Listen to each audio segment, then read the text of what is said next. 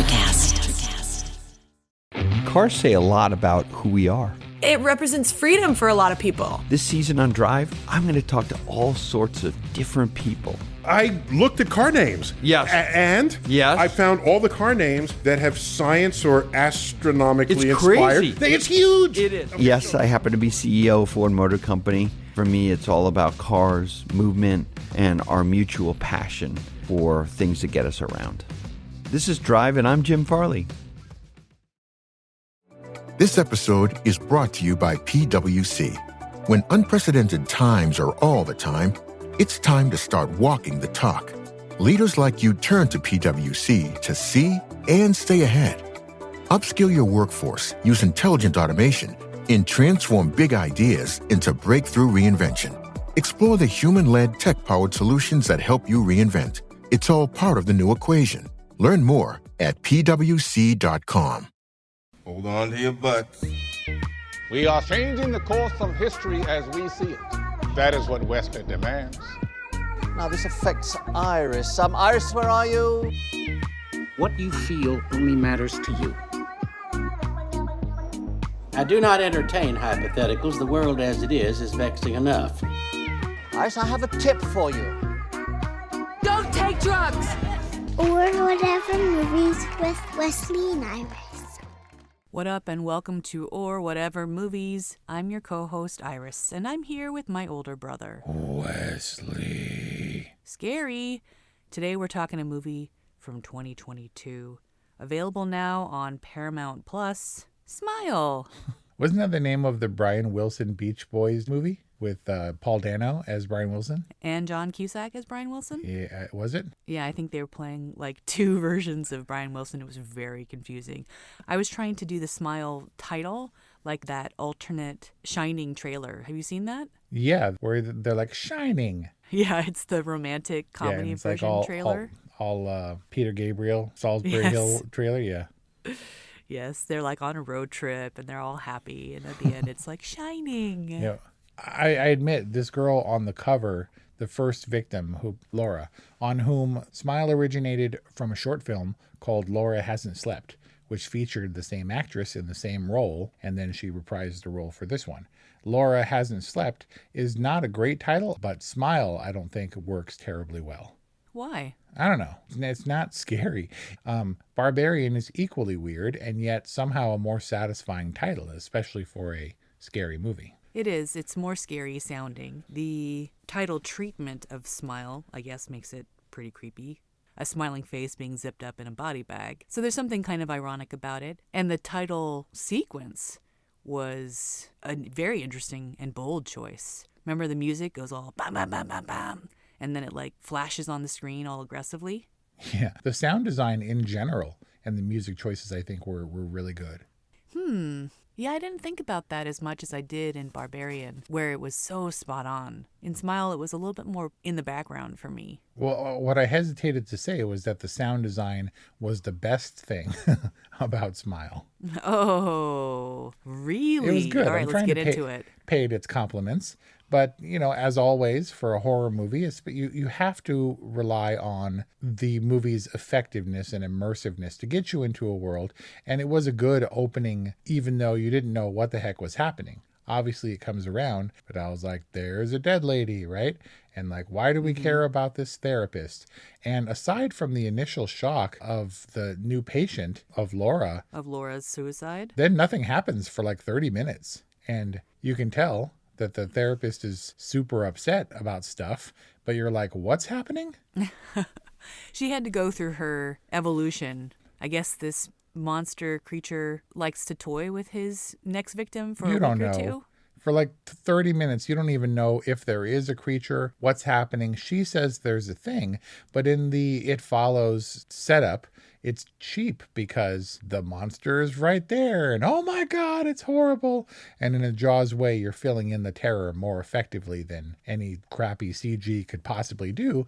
But it's like a cheat in the happening sense where it's like the horror is everywhere, the invisible assailant. Well, that's true. I guess I did make the It Follows connection because her first experience or hallucination is Laura in her dining room corner Yep. barely visible. That was pretty creepy. And then I think Laura again appears way down in the distance as like a pedestrian in the hospital courtyard. Did I get that right? I think so, yeah. So it's very It Follows-y in that way. But then there was the really creepy phone call after the alarm goes off, which definitely gave me the chills. They did a number of jump scares. What, the phone gave you the chills or the alarm did? The alarm, I think I jumped at the alarm. It was hella loud. But then what gave me the chills was that slow close-up rear shot where she turns into the camera, and just before she looks at us, the phone rings again. Ugh. It's like Dr. Dre rhyming bitches with bitches like 3 times in a row. You can't do the same phone ring jump scare again. But apparently it was effective, given that you are effectively a millennial. I'm an Xennial. I'm a millennial Gen X cusp. We are a very specific breed that were adults before we had cell phones, but are definitely not millennials. Who think that Smile is scary. I was scared. Because it's like, the phone rang. I think that you just had really high expectations going into Smile. None. The opposite. But I did see all the references, you know. It wasn't unlike It Follows and The Happening and The Ring even. And I mean, they were like, how long after each victim sees the things do they die? And I was like, 1 week. And he's like, none of them lasted longer than a week. I thought you were talking about the like turn around, or what did he say? It's right behind you, or I'm right behind you, or something. It says, look behind you, Rose. And it does like the pan thing, and you're like, yee, and there's nothing behind her. Yeah, there was nothing there. It was just the phone ringing and then her snapping back into some kind of actual reality as opposed to the monster reality. So the opening scene for It Follows is confusing, and you're like, well, what? But then pretty clearly afterwards, you know why? Because the dude who passes on the thing to her is like sits her down and explains all the rules to her. The guy that passes on, I'm trying not to spoil her, but the one who passes on the thing says, this is what you need to do. And it's because it's in his best interest that she survive. No one's really looking out for the therapist. What's her name? Rose. Sosie Bacon. Because she's Kevin Bacon's kid. No kidding. And Kira Dr. Sedgwick's Cotter's kid. Kevin, what? Yeah. Her first major film role. The point I'm trying to make is no one is looking out for Rose, and thus we don't get clearly defined rules of what this thing is, of how we can understand what's happening to her. And for me, despite having seen all these other movies where I believe the rules are clearer, I was pretty confused. I understand what I think it is because there's a thing and it can be other people. And I'm like, well, that's convenient. And it smiles, oh my God, it's here. And then she dies or kills herself or becomes the thing that is now passed on to Rose via trauma or whatever. And the we later find out refers to the Marilyn Manson type monster climbing into her mouth. Yeah. So listening to interviews and stuff with Parker Finn, the director and writer and originator and creator of the short film that preceded it, he talked about his love of practical effects, and it was why he wanted to get into movie making, which is why I was astounded after the fact why they chose that terrible Scorpion King level CGI of the thing crawling into the mouth. I mean, it was, the monster ultimately was pretty dumb looking, way less scary. You're saying that that the movie Smile, which you don't think was scary, was at least scarier than when the monster was actually revealed? I'm saying that if you're going to go the full CG monster route, it needed to be better than that. It was like a Men in Black rubber monster. Yeah, where did they put their resources here if it wasn't in the monster CGI? Sound design and pretty lean otherwise. Upside down establishing shots. Those are scary. See how they turned the smile, the frown upside down? I don't know. All that stuff, the canted or twisting camera work, the opening shot of who we find out is the mom in the backstory, like all that stuff I think you're just missing as being atmospheric touches. Even that jump cut to the body bag with the bleeding smile coming through the top sheet, like all that stuff's just meant to create atmosphere, and I can appreciate that. You think it was, you're saying I missed it, that it bounced off me? Yeah, I'm not sure what meaning you're looking for in it, but I think it was all in service of creating a certain kind of vibe. Yes, but it wasn't a dread kind of vibe or the atmosphere that put me in Rose's shoes, where I was like, oh my God, for Barbarian. I think this is a horror movie for young people. It's like you haven't seen a lot of the other movies that we're talking about, and so Smile feels wholly original.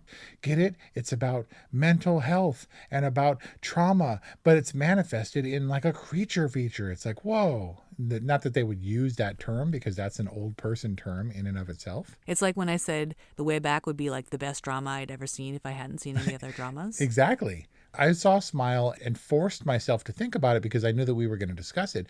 But I guarantee after this, it's going to leave my mind and I'm never going to revisit it. Whereas I'm still thinking about Barbarian. And for better or worse, the themes and the tricks that they employed in movies like Relic stayed with me and carried over to The Father. And you can see the traces of so many different movies of this type in Smile. This is the most successful horror movie of the year, but it seems like it's a retread that I can see through. And that's not to say that I'm better or whatever, because I'm bummed out. Because if the experience is like, it was just like that other movie, there were no surprises, it didn't feel innovative, and that's disappointing for me. If this had been fresh, if it was my introduction to horror movies, I would have been like, that's deep, bruh. A huge success, this film. Worldwide gross of, according to IMDb, over $215 million, considering a $17 million budget. Good gravy. Say, yeah, it's a success. This was like way on Brian's radar, and I'm curious to know why this rose above a movie like Barbarian. It sounds like Smile is to you as Barbarian was to Eric. Its charms were completely ineffective in reaching Eric. And was Barbarian wholly original? That's not what I'm suggesting. But I was thoroughly pulled in by these characters and the sort of mystery of what's happening because nothing happens.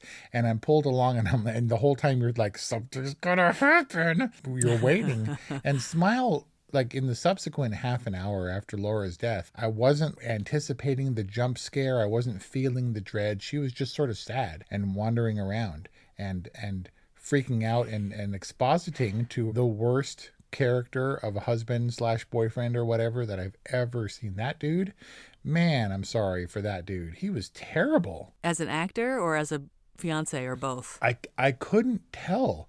I couldn't tell if he was playing a cardboard cutout, concerned, dismissive boyfriend. Like, what do you want me to say? I can't do this right now. Rose, Rose, did you just break another glass? Right? Rose, are you actually leaving right now? That he served no function in this movie. Other than to dismiss her and push her further into isolation or back into the arms of Joel. Right. And to be an opportunity for exposition. But I definitely expected her to hook up with that dude, right? Who, Joel? And also It Follows kind of way. But they had history. Yeah, I guess. But I mean, she was still using him effectively. He was blinded by his love for her, because at any point, even after he knew that things were kind of real and that she wasn't just nuts, she could have killed him. She could have killed him, or he could have simply looked away or left her in the isolated cabin to do her thing. Like, did he have to watch? I don't know. Yeah. I was so pissed. I was like, Joel, leave the isolated cabin in the middle of nowhere. Didn't she go there to be isolated? She explained to him exactly what was happening. He knew the rules of this monster. Yeah. I was so mad. He's a dumb character, but he's the good one. Do you think that part of Smile's problem or failure is that it was trying to be a real movie? Well, I'm not sure exactly what you mean by that, but I do think that it really tried to tick all the boxes.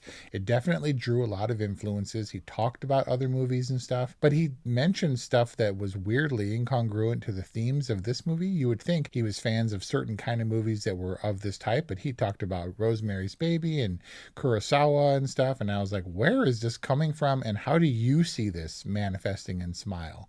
I think it's an unfortunate circumstance of a person, a filmmaker who knows what he's doing, or at least has a firm idea, and maybe it got lost because he's too close to it. It's in his head and it was a little bit too convoluted. And it's not to say that I was like, what's happening the whole time? It just didn't seem very effective or scary when it was explained to me. And it was very convenient. You get the idea that anyone could be it, whatever it is.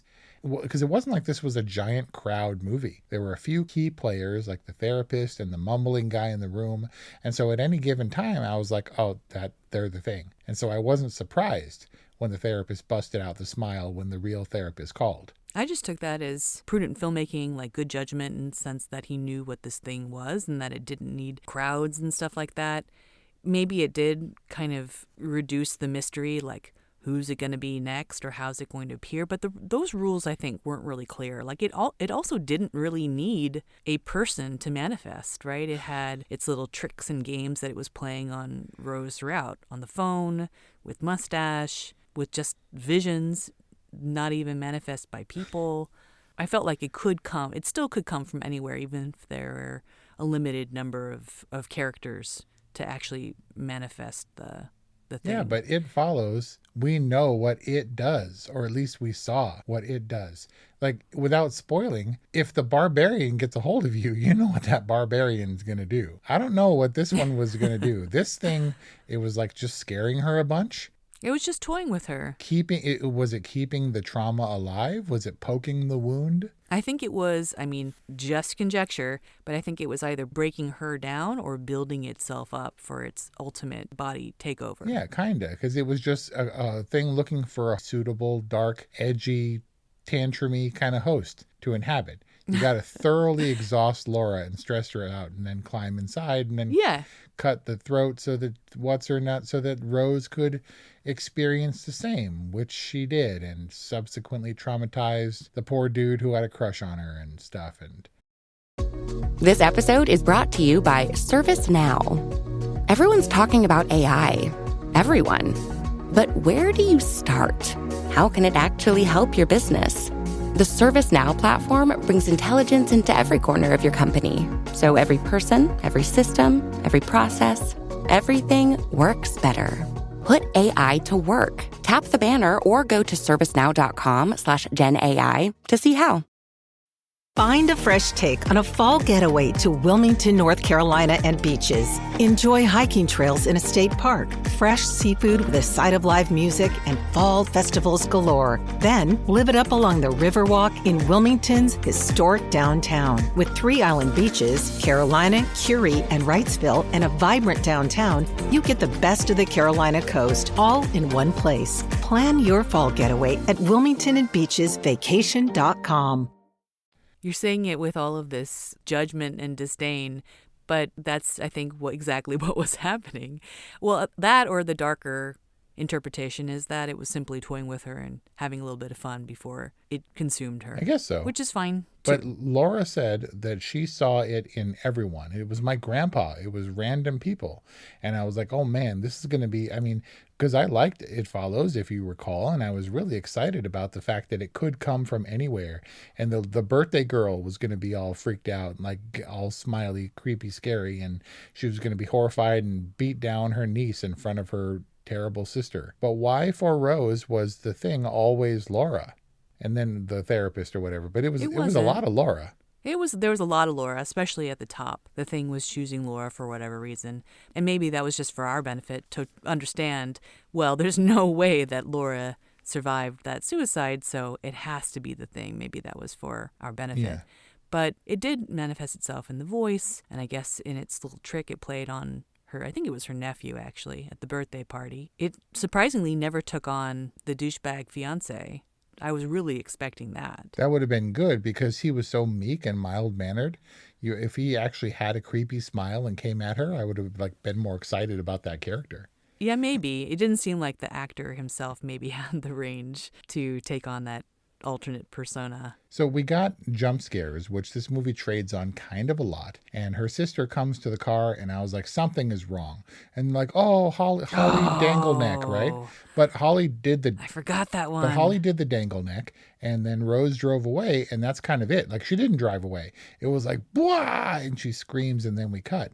And so presumably Rose drove away, but nothing, it didn't do anything to her. And it was like, oh no, she's going to die. And the therapist was like, pretty soon, Rose, but not right now. The rules were weird. It was like The Game, like Michael Douglas and David Fincher's The Game. Yeah. It's like one day your game will start, and they're like, oh, I guess my game has started, but I still don't know what's happening. The Game. Yeah. That's the action adventure version of Smile. Yeah. This is the horror version. Those were just you bringing up those two scares like made me get all creeped out and also laugh. I think it shows that they had a lasting effect. The neck thing, the dangly neck, super creepy. The therapist, someone that you should trust, turning on you, that's not cool. And so I watched this one by myself. Kelly Ray didn't end up watching it, partly because you suggested it was not Kelly Ray friendly, but also because she has a hard time with things like torture and the horrible things that people deliberately do to other people. Like if it's a monster or whatever, that's one thing. And so the stabbing scene where she repeatedly stabs Carl, and it's horrific because the knife is plunging in and out of him, but then he's like giggling and stuff, and it's all a dream. Like it took all the horror out of it, where Rose is absolutely gone too far, and here is where, she manifests trauma for someone else or whoever the witness is or whatever. But it was made a little bit silly in the same way that the creature, when we ultimately see it, is going to pull her mouth in and climb in, and that just looks silly. It looks like a claymation, right? It's like the gummy bear creature. Yeah, it was a little strange, and then she becomes oddly static as it's climbing into her mouth. Wasn't the best effect of the movie. No, that's what I'm saying. If you don't know what I'm talking about via the Scorpion King reference, it's pretty legendary. Yeah, what happens? They build up the whole thing of the legend of The Rock being the Scorpion King, and then they truck out the Scorpion King at the end in full Scorpion mode, and it looks nothing like The Rock. It's like a Saturday morning cartoon version of The Rock. What? It's terrible. Oh, no. And this is why the Mummy movies disappeared, despite the Renaissance, or whatever, that we're experiencing, that we're shortly going to be right in the thick of. That one, the Mummy movies disappeared for a reason. Are you talking about Brendan Fraser Assance? Yeah. He's going to be in Killers of the Flower Moon, the Scorsese movie. He was in the ill-fated, canceled Batgirl movie, and he's about to hit everywhere with The Whale. You're all stoked. I'm saying people are all nostalgic for The Mummy, and those movies went away for a reason. Yeah, we've talked a number of times about that bad CG. And it was because of the CG, like the one we had in Smile. Strangely, for Smile, I was really sleepy during a lot of it. And I rewound and stuff and did all my dutiful stuff where I needed to make sure that I was watching it critically. But I found it, in a way, kind of interminable. Even at 80% full watcher mode, I got everything and I understood it, and I anticipated it, unfortunately, which was kind of a bummer. Even though I was like kind of drifting and had to rewind a couple of times, like caffeine didn't help. It was weirdly like lulling for me. Well, it's a solid 2-hour movie, which is a little long, I think, for genre. But I think we should back off a little on our Parker Finn here. This is his third film, first feature, despite some of this film's shortcomings, which I think were few. And I think that this film ultimately was actually quite a success, regardless of box office, which was a huge success. There was some really interesting character development that he infused into this film that he didn't have to do. I think that there's a lot of promising filmmaking, not only judgment, but storytelling capacity that we're going to see from Parker Finn. I mean, he didn't have to create the dynamic between Rose and her sister, right? There was conflict just in the simple nature of their relationship, right? Their philosophies on work and family, their disagreement about their mom and how that was handled. A lot of character backstory and development between the sisters. Yeah, sisters are infuriating. Hey, uncool. Anyway, I agree that Trevor was kind of a cardboard cutout. Joel had some gravitas, I guess. He was the what's-my-face character in Bridesmaids, where it's like always handy to have a cop that can look up records and stuff for you. They had a surprising backstory, right? Which we certainly didn't understand until he shows up for the second time at the hospital. I'm just saying, let's go easy on Parker Finn, first-time feature film director who has a huge success on his hands and attempted, in an otherwise genre-based picture, to infuse it with some character development, which is, I think, just an indication of what we're going to see from him in the future. Yeah, character development aside, which I will grant you, we're skipping over the movie's larger themes in light of its failings, or my perceived failings on its part.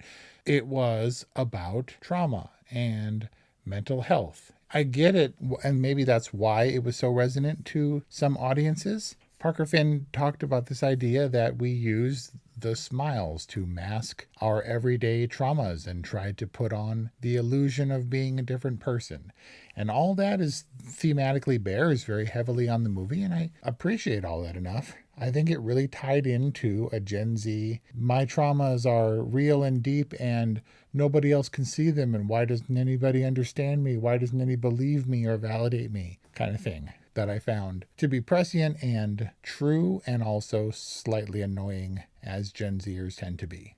All right. I hear you. It's a generational thing, maybe. So what is your ultimate rating of Smile? As we said, if I had seen Smile and had never seen another movie like it, I would have been blown away, and I would have filled in the DNA gaps like Jurassic Park, and it would have made for a fully fleshed out, realized, original horror movie for me. But it wasn't. I saw too many pulls from other places that made it less effective in my humble opinion. But it didn't make me mad. It just made me kind of sleepy. Smile deserves some accolades and at least a nod to its box office success. I will give it a whatever rating.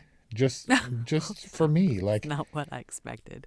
No? A whatever rating? You mean an all right? No, I mean a whatever rating. Really? So you're being generous by giving it a whatever? Yeah. I didn't feel that it was particularly effective, and it's like we got it. I didn't need to see the visual representation of the monster, which if you look at a freeze frame of it is intolerably stupid looking. I didn't get a good look at it, but it was Marilyn Manson-like, right? I mean, I know it's not fair to compare Marilyn Manson to like a monster, but it did, right? I guess.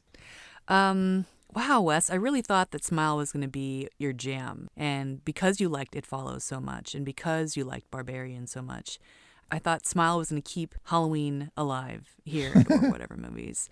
But your whatever is a cold, hard stop or frown on Smile. Man, I like that she went to the root of her trauma, right? The place they set up where they grew up or whatever. Yeah. And it's like Dr. Sleep and Dr. Sleep, yeah. Mike Flanagan, a much more like one of those horror directors where he kind of comes out of nowhere and then you want to seek out what else they're going to do. I'm not sure. I mean, look, if Parker Finn comes at me with another worldwide box office phenomenon, I guess I'll watch it for the purposes of review. I'm just like, this one didn't grab me in the way that some of the other ones that we've discussed, that we mentioned, did. Well, I think it won't be a surprise that I will give Smile a good. And that is our discussion on 2022's box office smash, Smile, available on Paramount Plus. If you enjoyed this review on Smile, if you've enjoyed our other reviews on It Follows, Barbarian, The Way Back, that we referenced here on today's episode, please, if you haven't already, subscribe to our podcast. Give it a 5-star rating. Follow us on Instagram. Support us on Patreon by becoming a movie friend.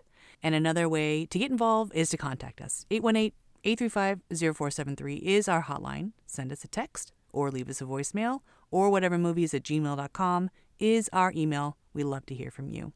Thank you for listening, and we'll see you next time. Electricast. Welcome to the Candle Power Hour. Come with us backstage behind the scenes of show business spanning over 4 decades and bringing you the experiences that can only be told by the people who were there. Our guests are from the A-list, the F-list, and everyone in between.